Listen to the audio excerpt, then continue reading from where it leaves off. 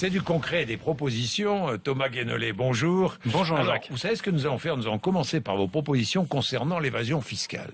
Parce qu'il y a des multinationales qui ne paient pas d'impôts chez nous, qui n'en paient pas beaucoup et qui vont s'évader fiscalement dans des paradis fiscaux. La France peut prendre des mesures concrètes. Oui, simples Lesquelles et efficaces. Et il y en a trois principalement que j'ai pu relever en discutant avec un cadre dirigeant d'une banque patrimoniale, pour ne rien vous cacher, sauf son nom. Donc, premièrement, protéger et payer les lanceurs d'alerte. Comme en Islande, parce que ça existe en Islande, on peut créer en France une protection légale des lanceurs d'alerte et comme aux États-Unis, on peut leur donner un pourcentage des gains du fisc quand ce sont des lanceurs d'alerte fiscale. Et réciproquement, on peut créer des sanctions pénales pour les directeurs financiers et les comptables qui voient qu'il y a quelque chose qui ne va pas et qui ne dénoncent pas. Et qui se taisent. Je rappelle qu'il y a une différence entre délation et dénonciation. Dénoncer, c'est quand c'est quelque chose de mal, et la délation, c'est quand vous dénoncez un innocent. Un innocent.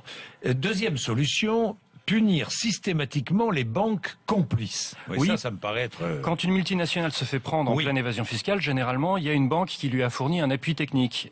À ce jour, quand une banque l'aide à le faire, la banque n'est pas sanctionnée. On devrait sanctionner les banques qui aident les multinationales à faire leur évasion. Et la transparence sur les paradis fiscaux. On nous en a beaucoup parlé, mais où en est-on? Alors justement, nous pourrions, juste la France, imposer à toute entreprise immatriculée en France d'enregistrer sur une liste publique toutes ses filiales installées dans des paradis fiscaux. Peut-être que d'ailleurs on aurait des surprises. Mais il faudrait une harmonisation fiscale des pays de l'OCDE aussi. On peut faire et on devrait faire converger les fiscalités. Il y a des projets qui sont en cours, par exemple au niveau européen, le projet de directive européenne sur les abus fiscaux avec tout de suite deux limites. Faire vraiment converger toutes les fiscalités de l'OCDE, ça prendrait au moins 10 ans, si ce n'est plus. Et puis il faudrait l'accord de tous les gouvernements de l'OCDE en même temps, donc il y a peu de chances que ça se fasse en réalité. L'évasion fiscale des multinationales coûte très cher. Ça coûte plus cher que n'importe quelle fraude aux allocations, pour être tout à fait clair. Chaque année, 10% des revenus mondiaux de l'impôt sur les sociétés sont perdus en évasion fiscale des multinationales.